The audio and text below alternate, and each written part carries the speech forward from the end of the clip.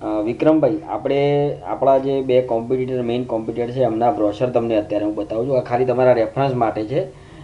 કદાચ તમારે સ્ટાઇલ આ પ્રમાણે લેવી હોય તો આ એનું મેઇન પેજ છે. અને પછી અહીંયા એ લોકોએ એમનું ડિટેલ કંપનીનું આપેલી છે માહિતી, અને અહીંયા એ લોકોએ પ્રોડક્ટની માહિતી આપેલી છે.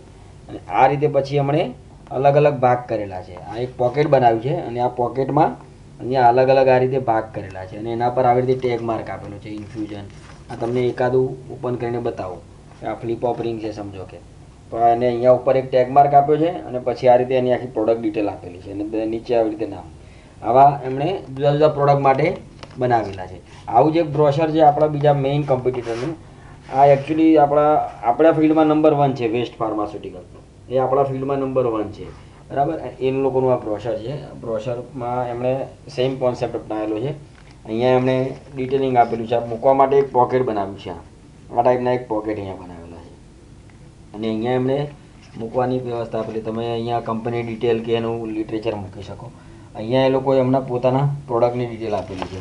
અને દરેક રબર સ્ટોપર છે તો એના પ્રોડક્ટ માટે અલગ વસ્તુ બનાવી છે. લાર્જ વોલ્યુમ કમ્પોનન્ટ છે તો એમના માટે આ રીતે, એટલે એમણે પ્રોડક્ટ વાઇઝ આ રીતે બનાવેલું છે. આ તમે જો, આ એકદમ ઇમ્પ્રેસિવ પેજ છે આ રહ્યું. આ તમે જોશો તો એના અંદર તમને આખી ડિટેલિંગ જાણવા મળશે. એવી રીતે આ સ્મોલ વોલ્યુમ પેન્ટર માટે લાયોફિલાઇઝેશન, આ સ્પેશિયલ છે લાયોફિલાઇઝેશન સ્ટોપર.